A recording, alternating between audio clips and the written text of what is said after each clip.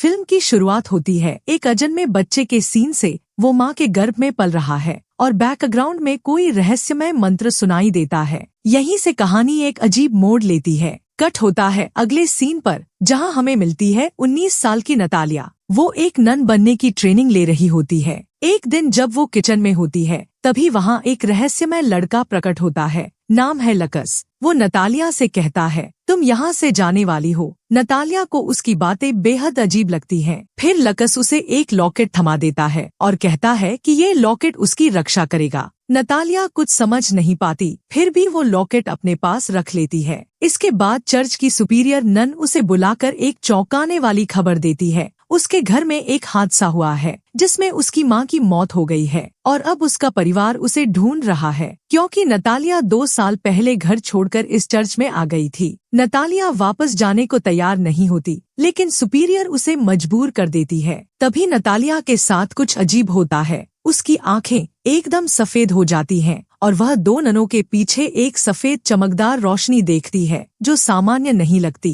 असल में नतालिया के साथ इस तरह की अजीब घटनाएं पहले भी घट चुकी थी और इसका कारण क्या है, ये आपको थोड़ी ही देर में समझ आ जाएगा। चर्च छोड़ने के बाद नतालिया अपना सामान समेटकर शहर की ओर निकलती है, वही शहर जहां उसका पुराना घर था। सफर लंबा होता है और रास्ते में बस में ही उसकी आंख लग जाती है, लेकिन चैन की नींद नहीं। उसे एक खौफनाक और डरावनी औरत सपने में दिखाई देती है, जिससे वह बुरी तरह चौंक कर उठ बैठती है। शाम होते होते वह अपने पुराने घर पहुंचती है। वहां पहुंचकर सबसे पहले उसकी नजर अपनी बड़ी बहन एंजेला के बॉयफ्रेंड माउरो पर पड़ती है, जो नशे में धुत पड़ा होता है। माउरो उसे बताता है कि एंजेला उनकी मां के अंतिम संस्कार की तैयारियों में लगी हुई है। नतालिया को पता चलता है कि उसके पिता उस हादसे में जिंदा तो हैं, लेकिन हालत बहुत खराब है। अपने पिता से मिलने के लिए वह ऊपर एटिक में जाती है, जहां अब उन्हें रखा गया है। तभी वहां एंजेला भी आ जाती है और नतालिया को चौंकाने वाली बातें बताती है। उनकी मां ने पहले खुद को नुकसान पहुंचाया था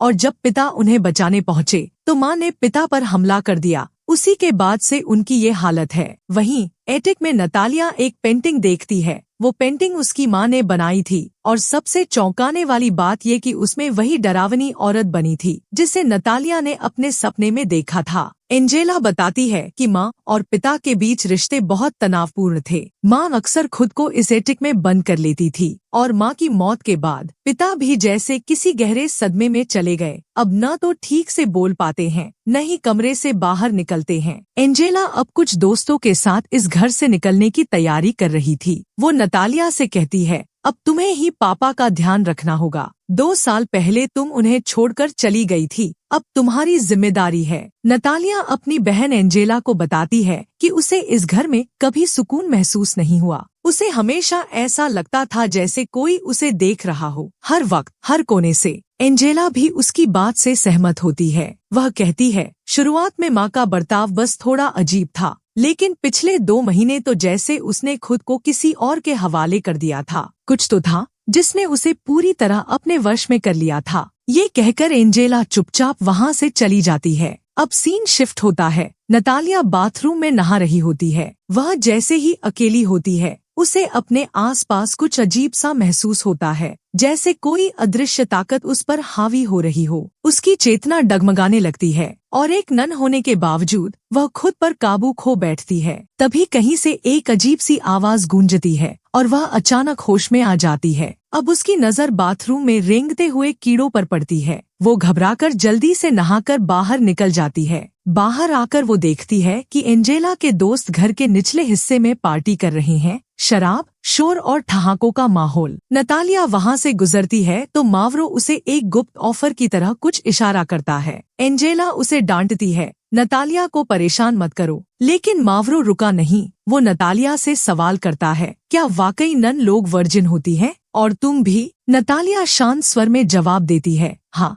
इस पर सब हंसने लगते हैं, जैसे मजाक उड़ाने का नया बहाना मिल गया हो। एंजेला मावरो को रोकने की कोशिश करती है, लेकिन वो बौखला जाता है और उसे धक्का दे देता है। वहीं मौजूद एबेल, जो अब तक शांत था, मावरो को ऐसा करने से रोकता है, मगर मावरो उस पर भी हाथ उठा देता है। लेकिन इस बार एबेल पलटवार करता है और मावरो को एक जोरदार मुक्का जड़ देता है। मावरो बौखलाकर वहाँ से निकल जाता है। तभी एबेल की गाड़ी से एक अलार्म की आवाज आती है। वो जल्दी से एक पिल निकाल कर खा लेता है। वो दवा थी जो उसे शांत रखती थी। शायद उसके भीतर भी कुछ ऐसा था जो बाहर निकलना चाहता था। अब गार्डन में बैठी एंजेला को हम देखते हैं। वह चुपचाप अपने घावों पर हाथ फेर रही होती है। तभी नतालिया आती है और प्यार से उसके जख्मों की मरहम पट्टी करने लगती है। इसी दौरान एंजेला अपने मन का बोझ हल्का करती है। वो कहती है, जब तुम हमें छोड़कर चली गई थी, मैं प्रेग्नेंट हो गई थी। मुझे खुद नहीं पता कि वो बच्चा किसका था, और जब सच का पता चला तब तक 3 महीने बीत चुके थे।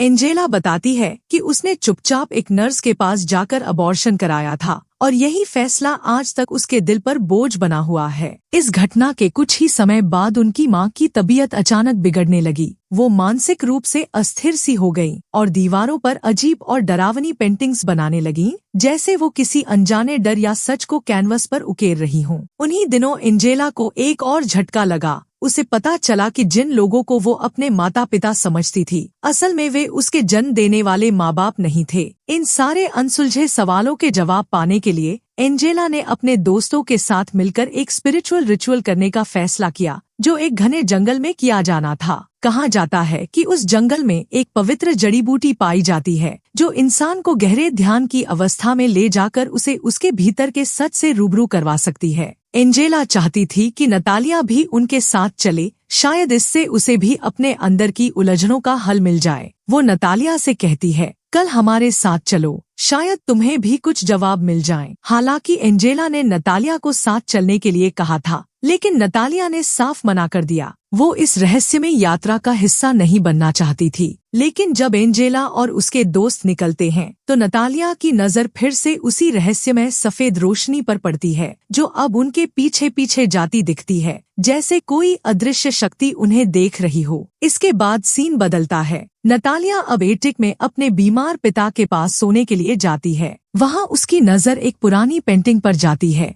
जो उसकी माँ ने बनाई थी। ये पेंटिंग किसी और चीज से नहीं, उसके लॉकेट से हूबहू मिलती जुलती थी और दोनों की बनावट कुछ ऐसी थी जो किसी स्त्री के यूट्रस गर्भाशय की संरचना जैसी लगती थी। वो सोच में डूब जाती है, लेकिन फिर कमरे की लाइट बंद करके वहीं सोफे पर लेट जाती है। नींद में नतालिया खुद को एक अजीब से गार्डन में पाती है। चारों ओर रहस्यमय मूर्तियां खड़ी हैं, जो मानो किसी अनजानी चेतावनी जैसी लगती हैं। नतालिया के पीछे फिर से वही डरावनी औरत खड़ी थी, एकदम पहले जैसी मुद्रा में स्थिर, लेकिन इस बार वो धीरे धीरे उसकी ओर बढ़ रही थी, हर कदम के साथ और नजदीक, जैसे कोई भूतिया ताकत अपनी पकड़ मजबूत कर रही हो। और फिर अचानक वो औरत उस पर टूट पड़ती है। नतालिया चीख मारते हुए जाग जाती है। दिल बुरी तरह धड़क रहा होता है, लेकिन उसकी आंखें खुलते ही जो नजारा सामने होता है वो और भी चौंकाने वाला था। उसके सामने उसके पिता खड़े थे, जो कुछ देर पहले तक बिस्तर से हिल भी नहीं पा रहे थे। अब वे कांपते हुए मगर खड़े थे, उसे घूरते हुए।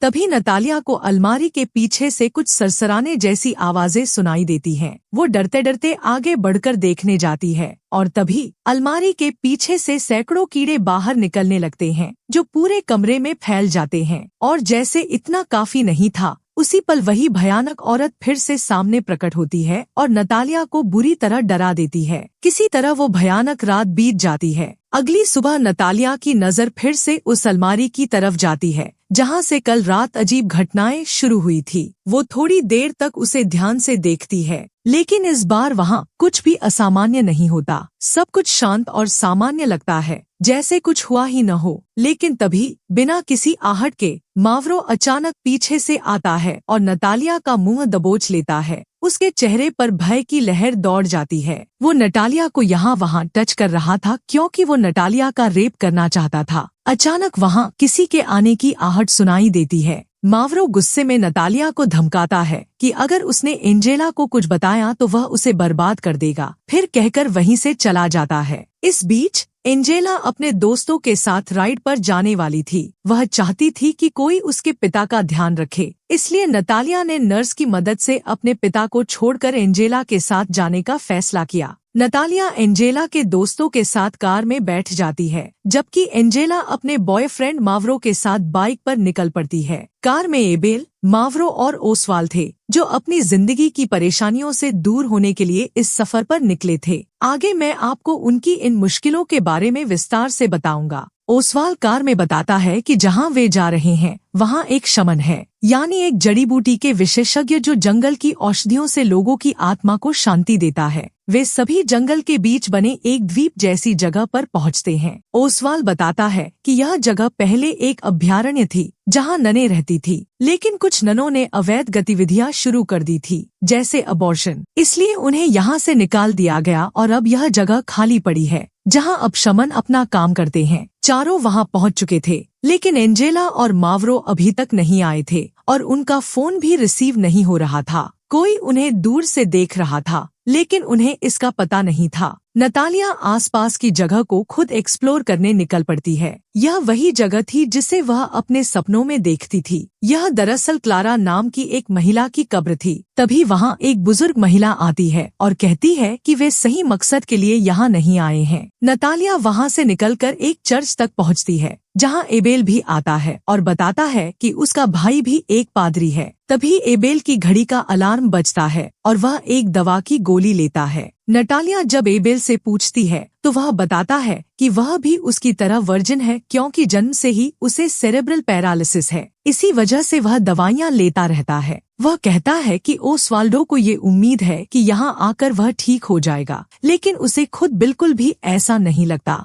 नतालिया भी एबेल को बताती है कि उसे भी जन्मजात कुछ इसी तरह की समस्या है। उसे अचानक लोगों के पीछे एक चमकदार रोशनी दिखाई देती है और कुछ देर के लिए वह अंधी भी हो जाती है। यह रोशनी कभी सफेद तो कभी काली नजर आती है। तभी उनके बाकी दोस्त भी वहां पहुंच जाते हैं और सभी साथ में उस जगह की ओर बढ़ते हैं जहां शमन और राइड वाला इंतजार कर रहे थे। वहां पहुंचकर वे देखते हैं कि एंजेला और मावरो पहले से मौजूद हैं। मावरो गुस्से में था क्योंकि शमन ने उसे शराब पीने से मना किया था। वह एंजेला पर भी हाथ उठाता है। जब बाकी लोग उसे रोकते हैं तो मावरो चाकू दिखाकर धमकाता है। इस पर मारा अपने बैग से बंदूक निकालती है और मावरो को वहां से हटने को कहती है। इसके बाद सभी लोग उस खंडहर में चले जाते हैं जहां शमन राइड के लिए तैयार था। नतालिया एंजेला को अपना लॉकेट देती है, लेकिन वह उसे पहनना नहीं चाहती। फिर एबेल राइड शुरू होने से पहले नतालिया को अपनी घड़ी पहनाता है, जो उसे असली दुनिया से जोड़ कर रखेगी। बदले में नतालिया उसे अपना लॉकेट थमा देती है। राइड की जगह पर शमन ने सारी तैयारियां पूरी कर रखी थी। वह सभी को चेतावनी देता है कि जो कोई भी इस राइड में शामिल नहीं होना चाहता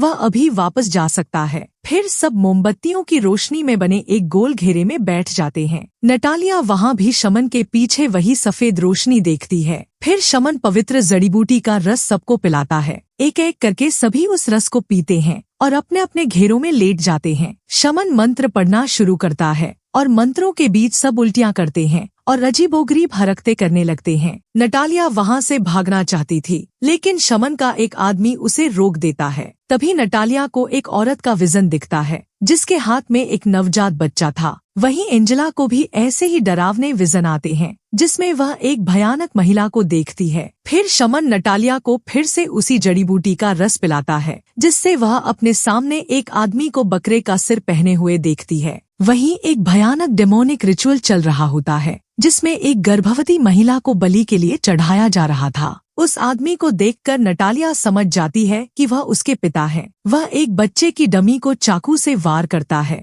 जिससे उस महिला के पेट में भी चोट लगती है। नतालिया घबराकर वहां से भागती है और एक चर्च में पहुंचती है, लेकिन वहां मौजूद सिस्टर उसकी आवाज सुन नहीं पाती। उसी वक्त वह महिला जो मदद मांगती हुई आई थी वहां पहुंचती है। सिस्टर उसकी डिलीवरी में मदद कर रही होती है। वह महिला खुद को क्लारा बताती है, जिसकी कब्र नतालिया ने अपने सपनों में देखी थी। इसका मतलब था कि यह नतालिया का एक पूर्व दृष्टांत था जो पहले ही घट चुका था। इधर सिस्टर जॉर्जिया क्लारा की मदद कर रही थी। क्लारा सिस्टर से कहती है कि उसे मार दो और बच्चे को बचाओ, क्योंकि वह शैतान से पजेस है और शैतान उसके बच्चे के जरिए इस दुनिया में आना चाहता है। सिस्टर क्लारा को बंधक बनाकर रखती है, लेकिन फिर भी बच्चे को सुरक्षित जन्म देने में जुटी रहती है। जब सिस्टर क्लारा के कपड़े फाड़ती है तो उसे क्लारा के पेट पर डेमन का प्रतीक, एक सितारे का निशान दिखाई देता है। शैतान क्लारा पर कब्जा कर चुका था और उसकी आत्मा को अपने साथ ले जाना चाहता था,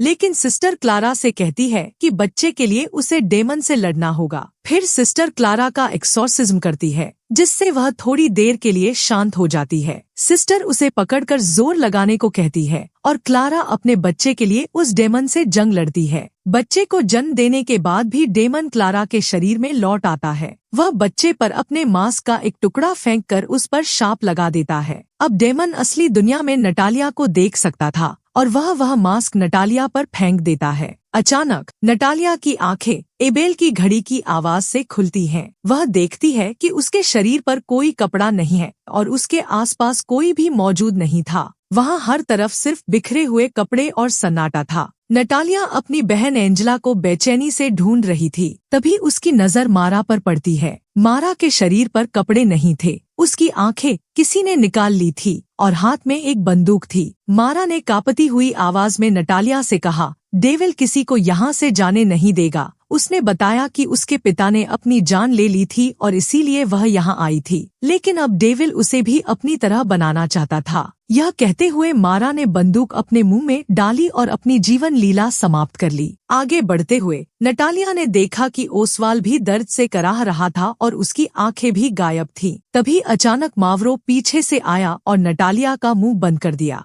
नटालिया को लगा कि मावरो ने ही उनके दोस्तों को मारा होगा, लेकिन मावरो ने बताया कि उसने यहाँ चीखने की आवाजें सुनी थी और जब वह यहाँ पहुँचा तो उसने यही भयावह दृश्य देखा। तभी उनकी नजर शमन के एक आदमी पर पड़ी जिसे किसी ने मार दिया था। नटालिया तुरंत वहाँ से भागकर दाहिने कमरे में चली गई। वहाँ उसने एबेल को शमन की कुर्सी पर बैठे पागलों की तरह एक ड्रम बजाते हुए देखा। एबेल अचानक होश में आया और उसे याद ही नहीं था कि वह वहाँ कैसे पहुँचा। नटालिया ने वहाँ एंजेला का शव भी देखा, जिससे उसका दिल टूट गया। एबेल ने बताया कि डीमन सभी को यहाँ लाया है और अब वे उन्हें जाने नहीं देगा। यह कहते हुए वह फिर से ड्रम बजाने लगा। असल में डेविल बचपन से ही एबेल के अंदर मौजूद था, जिसे एबेल एक बीमारी समझता था। जब भी डेविल उस पर हावी होता वह एक दवा खा लेता था, लेकिन अब डेविल ने एबेल पर पूरी तरह से काबू कर लिया था। एबेल, जिसके अंदर शैतान था, शमन के शव से उसका सिर उखाड़कर नटालिया की तरफ फेंकता है। फिर वह नटालिया के पास आकर उसे सूंघता है और घमंडी लहजे में कहता है, मुझे पता है तुम वर्जिन हो। यह कहकर वह नटालिया के साथ बलात्कार करने की कोशिश करता है। तभी वहाँ मावरो आ जाता है।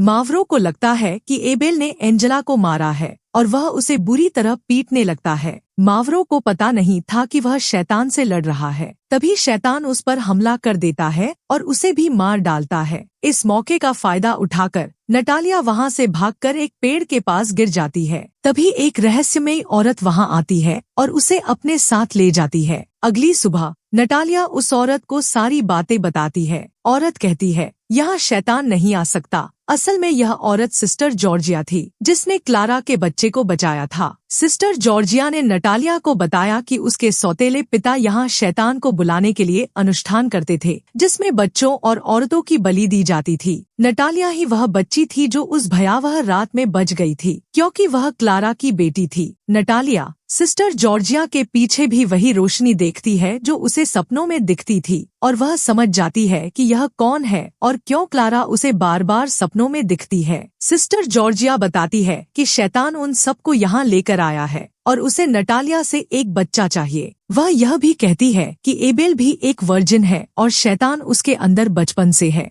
एबेल भी यहाँ से बच निकला था और अब वे दोनों यहाँ अपनी नियति से आए हैं। सिस्टर जॉर्जिया नटालिया से कहती है कि शैतान के पूरी तरह हावी होने से पहले उन्हें एबेल का एक्सोर्सिज्म, शैतान भगाने का अनुष्ठान करना होगा। वे दोनों क्लारा की कब्र से होकर उस पुराने खंडहर में वापस जाते हैं। वहाँ पहुंचकर नटालिया मारा के शव से उसकी बंदूक उठा लेती है। वे देखते हैं कि एबेल यानी शैतान गहरी नींद में सो रहा था। सिस्टर जॉर्जिया चुपचाप एबेल के हाथ बांध देती है और कुछ मंत्र पढ़ते हुए उसके चारों ओर एक घेरा बनाती है। वह एक और घेरा बगल में बनाती है जिसमें वे दोनों रहने वाली थी। सिस्टर जॉर्जिया नटालिया से कहती है कि वह एबेल को 35 जड़ी बूटियों का रस पिला दे ताकि उसे कोई नुकसान न पहुंचे। नटालिया भी चुपके से एबेल को वह रस पिला देती है। जैसे ही नटालिया ने एबेल को रस पिलाया, शैतान जाग गया। वह तुरंत नटालिया की ओर लपका, पर सिस्टर जॉर्जिया के बनाए गए घेरे से बाहर नहीं आ पाया। सिस्टर जॉर्जिया ने तुरंत एक्सर्सिज्म शुरू कर दिया।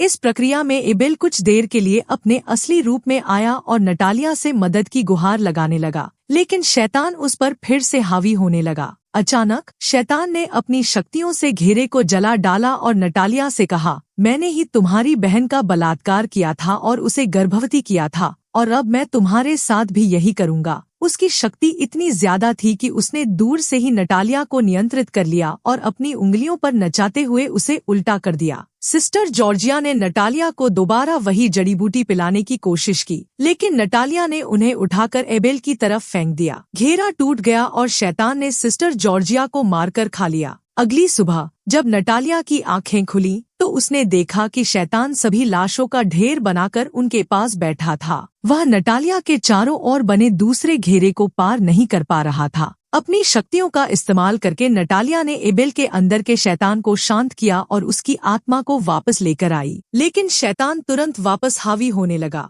एबेल ने नटालिया से जल्द वहां से भागने को कहा। नटालिया उसकी बात मानकर भागने लगी, लेकिन तभी उसे सिस्टर जॉर्जिया की बात याद आई कि वह अपनी नियति से भाग नहीं सकती। सिस्टर जॉर्जिया ने कहा था, शैतान तुम्हारी कमजोरी भी है और तुम्हारी ताकत भी। उसे एक बच्चा चाहिए था, पर नटालिया की असली माँ क्लारा ने अपना बलिदान देकर उसे जन्म दिया था। नटालिया समझ गई कि उसे क्या करना है। वह चर्च में गई और मदर मैरी की मूर्ति के सामने अपने कपड़े उतारकर शैतान का इंतजार करने लगी, क्योंकि वह यही चाहता था। कुछ देर बाद उसे शैतान के आने का एहसास हुआ। शैतान भी चर्च में पहुंच गया और अपने कपड़े उतारकर नटालिया के पास आया। उसने नटालिया का बुरी तरह से बलात्कार किया। नटालिया को यह सब पसंद नहीं था, लेकिन वह जानती थी कि शैतान को हराने के लिए यही एक रास्ता है। जैसे ही शैतान ने नटालिया पर हमला किया, नटालिया ने अपनी ताकत से उसे रोका। उसने अपने पास मौजूद क्रॉस को शैतान की छाती पर लगाया,